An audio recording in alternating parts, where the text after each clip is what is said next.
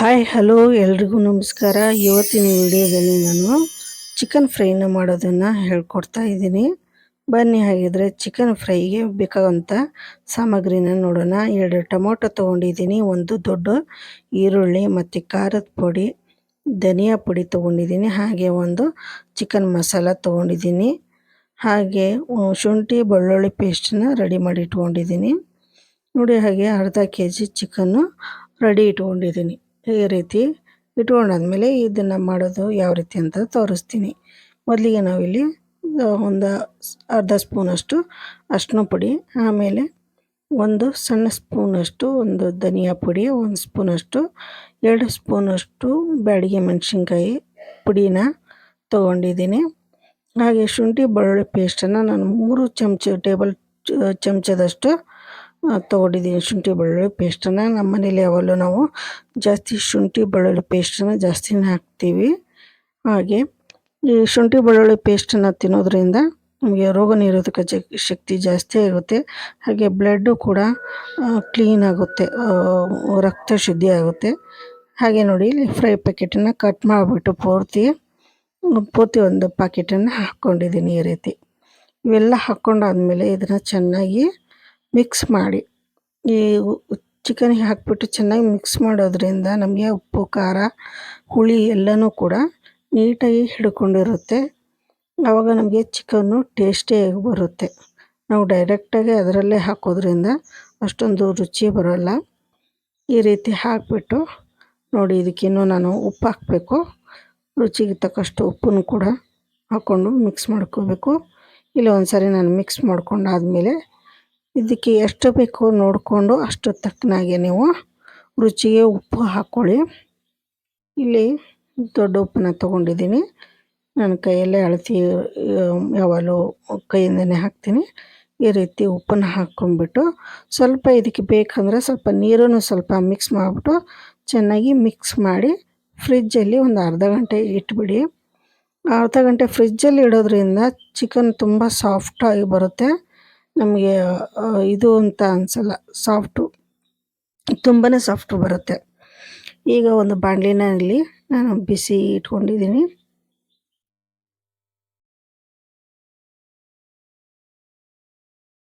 ಸ್ವಲ್ಪ ಬಿಸಿ ಆದಮೇಲೆ ಇಲ್ಲಿ ನೋಡಿ ಎಣ್ಣೆ ಹಾಕ್ಕೋಬೇಕು. ಇಲ್ಲಿ ಎಣ್ಣೆನ ನಾನು ಒಂದು 4 ಸ್ಪೂನು ಹಾಕ್ಕೊತಾ ಇದ್ದೀನಿ. ನನ್ನ ಈ ಸ್ಪೂನಿಂದ ನಾನು ಒಂದು 4 ಚಮಚ ಹಾಕ್ಕೊತೀನಿ. ಇಲ್ಲಿ ಎಣ್ಣೆ ಜಾಸ್ತಿ ಬೇಕು ಅಂದವರು ನೀವು ಎಣ್ಣೆನ ಜಾಸ್ತಿ ಕೂಡ ಹಾಕ್ಕೋಬೋದು, ಮೀಡಿಯಮಲ್ಲೂ ಕೂಡ ಹಾಕ್ಕೋಬೋದು. ನಾನಿಲ್ಲಿ ಜಾಸ್ತಿ ಸ್ವಲ್ಪ ಇದು ಮಾಡ್ಕೊತಾ ಇದ್ದೀನಿ, ಜಾಸ್ತಿ ನಾನು ಎಣ್ಣೆ ಹಾಕೋಲ್ಲ ಯಾವಾಗಲೂ.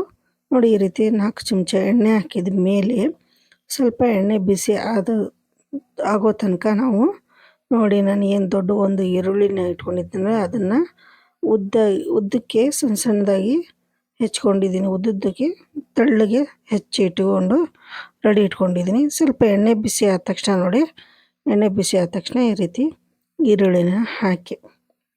ಈರುಳ್ಳಿನ ಹಾಕಾದ್ಮೇಲೆ ಇದನ್ನು ಚೆನ್ನಾಗಿ ನಾವು ಎಣ್ಣೆಯಲ್ಲಿ ಫ್ರೈ ಮಾಡಬೇಕು.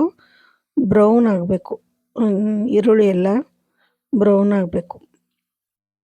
ಆವಾಗ ನಮಗೆ ಟೇಸ್ಟ್ ಬರುತ್ತೆ ಚಿಕನ್. ಯಾವಾಗಲೂ ಕೆಲವರು ಹಸಿ ಇದ್ದಾಗಲೇ ಇದು ಮಾಡ್ತಾರೆ ನೋಡಿ. ಈ ರೀತಿ ಬ್ರೌನ್ ಆಗಬೇಕು ನಮಗೆ. ಈರುಳ್ಳಿ ಹಾಕಿದಾಗ ಕೈ ಆಡಿಸ್ತಾ ಇರಬೇಕು, ಯಾಕೆಂದರೆ ಕೆಳಗಡೆದು ಬ್ರೌನ್ ಆಗುತ್ತೆ, ಮೇಲ್ಗಡೆ ಹಸಿ ಆಗೇ ಇರುತ್ತೆ. ಈ ರೀತಿ ಕೈ ಆಡಿಸ್ತಾ ಇದ್ದಾಗ ಎಲ್ಲ ಕಡೆಯೂ ಈರುಳ್ಳಿ ಚೆನ್ನಾಗಿ ಫ್ರೈ ಆಗುತ್ತೆ. ಕೆಳಗೆ ಮೇಲೆ ಪೂರ್ತಿ ಕ್ಲೀನಾಗಿ ಈ ರೀತಿ ಫ್ರೈ ಮಾಡ್ಕೋಬೇಕು. ಬ್ರೌನ್ ಆಗಬೇಕು ನಮಗೆ. ಈ ರೀತಿ ಚೆನ್ನಾಗಿ ಫ್ರೈ ಮಾಡ್ಕೊಂಡು ಆದಮೇಲೆ ನಾವು ನೋಡಿ, ಈ ರೀತಿ ಎಣ್ಣೆಯಲ್ಲಿ ಪೂರ್ತಿ ಫ್ರೈ ಆಗಬೇಕು ನಮಗೆ ಈರುಳ್ಳಿ.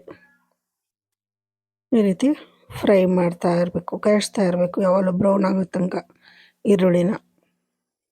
ನೋಡಿ, ಈ ರೀತಿ ಬ್ರೌನ್ ಆಗೋ ತನಕ ಕೈ ಆಡಿಸ್ಬಿಟ್ಟು ಈಗ ನಾವು ಫ್ರಿಜ್ಜಲ್ಲಿ ಇಟ್ಟಿರೋವಂಥ ಚಿಕನ್ನ ತೆಗೆದುಬಿಟ್ಟು ಡೈರೆಕ್ಟಾಗಿ ನೋಡಿ, ಈ ರೀತಿ ನಾವು ಈರುಳ್ಳಿ ಬ್ರೌನ್ ಆದ ತಕ್ಷಣ ಈ ರೀತಿ ಹಾಕೊಂಡ್ಬಿಡಿ ಚಿಕನ್ನ. ಅರ್ಧ ಗಂಟೆ ಇಟ್ಟಿರೋದ್ರಿಂದ ತುಂಬ ಸಾಫ್ಟಾಗಿ ಇರುತ್ತೆ ಚಿಕನ್ ಯಾವಾಗಲೂ. ನೋಡಿ, ಈ ರೀತಿ ಇನ್ನೂ ಸಾಫ್ಟ್ ಬೇಕಾದರೆ ನೀವು ಮೊಸರು ಕೂಡ ಹಾಕಿ ಕಲಸಿ ಇಡ್ಬೋದು. ಮೊಸರು ಹಾಕಿದರೂ ಇನ್ನೂ ಕೂಡ ಸಾಫ್ಟ್ ಬರುತ್ತೆ.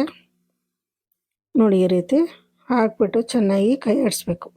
ಮೇಲೆ ಕೆಳಗಡೆ ಕೈ ಆಡಿಸ್ಬಿಟ್ಟು ಇದನ್ನು ನಾವು ಇದೇ ರೀತಿ ಕೈ ಆಡಿಸ್ಬಿಟ್ಟು 1-2-3 ನಿಮಿಷ ಮುಚ್ಚಿಡಬೇಕು. ಇದನ್ನು ಮುಚ್ಚಿಟ್ಟಾಗ ಏನಾಗುತ್ತೆ ಅಂದರೆ ನಮಗೆ ಎಣ್ಣೆಲೇ ಇದು ಫ್ರೈ ಆಗುತ್ತೆ. ಸ್ವಲ್ಪ ಚಿಕನ್ನು ಎಣ್ಣೆಲೇ ಫ್ರೈ ಆಗುತ್ತೆ. ಮುಚ್ಚೋದ್ರಿಂದ ಏನಾಗುತ್ತೆ ಅಂದರೆ ಮೇಲೆ ನೀರು ಇದು ಆಗೋದ್ರಿಂದ ತಂತಾನೇ ನೀರು ಬಿಟ್ಕೊಳುತ್ತೆ. ಮುಚ್ಚೋದ್ರಿಂದ ಅದು ಚಿಕನ್ ಕೂಡ ಕೆಳಗಡೆ ನಮಗೆ ಇದು ಆಗಲ್ಲ, ಸೀದಲ್ಲ. ನೀಟಾಗಿ ನಮಗೆ ನೀರು ಬಿಡ್ತಾ ಇರುತ್ತೆ ಮೇಲ್ಗಡೆಯಿಂದ. ಆ ನೀರಲ್ಲೇ ನಮ್ಮ ಚಿಕನ್ನು ಫ್ರೈ ಆಗುತ್ತೆ. ಒಂದು 5 ನಿಮಿಷ ಇದೇ ರೀತಿ ಇಟ್ಕೋಬೇಕು. ತುಂಬ ಜೋರು ಇಟ್ಕೋಬೇಡಿ ಗ್ಯಾಸನ್ನು. ನಾನು ಇಲ್ಲಿ ಕರೆಂಟ್ ಮಿಷನಲ್ಲಿ ಮಾಡ್ತಾಯಿದ್ದೀನಿ. ನೋಡಿ ಈ ರೀತಿ ಒಂದು 5 ನಿಮಿಷ ಮುಚ್ಚಿಟ್ಬಿಟ್ರೆ ನೋಡಿ ಈ ರೀತಿ ನೀರು ಬಿಟ್ಕೊಂಡಿರುತ್ತಲ್ಲ, ತುಂಬ ಚೆನ್ನಾಗಿ ಆ ನೀರಲ್ಲೇ ಮತ್ತು ಆ ಎಣ್ಣೆಯಲ್ಲೇ ಫ್ರೈ ಆಗಿರುತ್ತೆ ನಿಮಗೆ ಚಿಕನ್ನು. ಈ ರೀತಿ ಒಂದು 5 ನಿಮಿಷ ಆದಮೇಲೆ ಮುಚ್ಚಳ ತೆಗೆದು ಈ ರೀತಿ ಒಂದು ಸಾರಿ ಮಿಕ್ಸ್ ಮಾಡ್ಕೊಳ್ಳಿ. ಕೆಳಗೆ ಮೇಲೆ ಈ ರೀತಿ ಮಿಕ್ಸ್ ಮಾಡೋದ್ರಿಂದ ನಾವು ಮತ್ತೆ ಚಿಕನು ಕ್ಲೀನಾಗಿ ಇದು ಆಗಬೇಕು, ಫ್ರೈ ಆಗಬೇಕಲ್ಲ. ಈ ರೀತಿ ಒಂದು 5 ನಿಮಿಷಕ್ಕೆ ಒಂದು ಸರಿ ತೆಗಿತಾ ಇರಬೇಕು. ನೋಡಿ 5 ನಿಮಿಷ ಆದಮೇಲೆ ನೋಡಿ ಒಂದು 2 ಈರುಳ್ಳಿ ಸಣ್ಣದು ತೊಗೊಂಡಿದ್ದಿಲ್ಲ, ಅದನ್ನು ಸಣ್ಣದಾಗಿ ಹೆಚ್ಚಿ ರೆಡಿ ಇಟ್ಕೊಂಡಿದ್ದೀನಿ. ಅದನ್ನು ಈಗ ಹಾಕಿದ್ದೀನಿ. ಈ ರೀತಿ ಟೊಮೊಟೊ ಹಾಕಿಬಿಟ್ಟು ಮತ್ತೆ ಕೈ ಆಡಿಸಿ ಕ್ಲೀನಾಗಿ ಕೆಳಗೆ ಮೇಲೆ ಕೈ ಆಡಿಸ್ಬಿಟ್ಟು ನೋಡಿ ಈ ರೀತಿ ಕೈ ಆಡಿಸ್ಬೇಕು.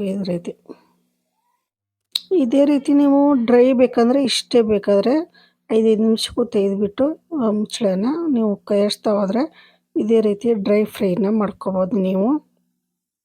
ನಾನು ಇಲ್ಲಿ ಸ್ವಲ್ಪ ಒಂದು ಸಣ್ಣ ಲೋಟದಷ್ಟು ನೀರನ್ನು ಹಾಕ್ತಾಯಿದ್ದೀನಿ. ಉಪ್ಪು ಖಾರ ಏನು ಉಳಿದಿರುತ್ತಲ್ಲ ಪಾತ್ರೆಯಲ್ಲಿ ಅದನ್ನು ತೊಳೆದುಬಿಟ್ಟು ಸ್ವಲ್ಪ ಹಾಕ್ತಾಯಿದ್ದೀನಿ. ನೋಡಿ ಇಷ್ಟೇ ಹಾಕಿರೋದು ನಾನು ನೀರು.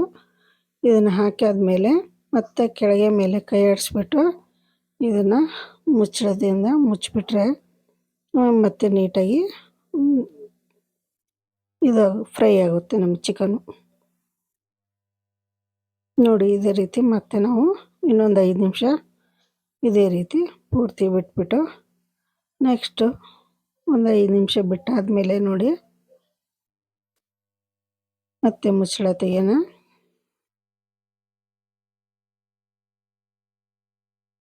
ಈ ರೀತಿ ಸಣ್ಣ ಉರಿಯಲ್ಲೇ ಇಟ್ಕೊಂಡು ನಾವು ಫ್ರೈ ಮಾಡೋದ್ರಿಂದ ಎಣ್ಣೆನೂ ಜಾಸ್ತಿ ಖರ್ಚಾಗಲ್ಲ. ಹಾಗೆ ನಮಗೆ ಏನಾದರೂ ಗ್ಯಾಸ್ ಆಗಿರ್ಬೋದು, ಸ್ಟವ್ ಆಗಿರ್ಬೋದು ವೇಸ್ಟ್ ಆಗಲ್ಲ, ಕರೆಂಟು ವೇಸ್ಟ್ ಆಗಲ್ಲ ನಮಗೆ. ಈ ರೀತಿ ಮುಚ್ಚಿಡೋದ್ರಿಂದ ನೋಡಿ ಈ ರೀತಿ ಮುಚ್ಚಿಟ್ಟಿರೋದ್ರಿಂದ ಟೊಮೊಟೊ ಕೂಡ ನೀರು ಬಿಟ್ಟಿರುತ್ತೆ. ಹಾಗೆ ಅದು ಒಳಗಡೆನೇ ಬೆಂದಾಗ ನೋಡಿ ಈ ರೀತಿ ಎಣ್ಣೆ ಎಲ್ಲ ಬಿಟ್ಟಿರುತ್ತೆ. ಈ ರೀತಿ ಮುಚ್ಚಿಡೋದ್ರಿಂದ ಎಣ್ಣೆ ಬಿಡುತ್ತೆ. ನೋಡಿ ಈ ರೀತಿ ಪೂರ್ತಿ ನಾವು ಚೆನ್ನಾಗಿ ಇನ್ನೊಂದು 5 ನಿಮಿಷ ಬೇಯಿಸ್ಕೊಂಡಾದಮೇಲೆ ಪೂರ್ತಿ ಈ ರೀತಿ ರೆಡಿಯಾಗಿದೆ ನಮ್ಮದು ಚಿಕನ್ ಫ್ರೈ. ಇದಕ್ಕೆ ಮೇಲುಗಡೆ ಕೊತ್ತಂಬರಿ ಬೇಕಾದರೆ ಕೊತ್ತಂಬರಿ, ಪುದೀನ ಮೇಲುಗಡೆ ಹಾಕ್ಕೊಂಡು ನೀವು ಸರ್ವ್ ಮಾಡ್ಬೋದು. ನೋಡಿ ಫ್ರೈ ರೆಡಿ ಇದೆ. ನಾನು ಸ್ವಲ್ಪ ರಸ ಥರ ಮಾಡಿದ್ದೀನಿ ಅಷ್ಟೇ.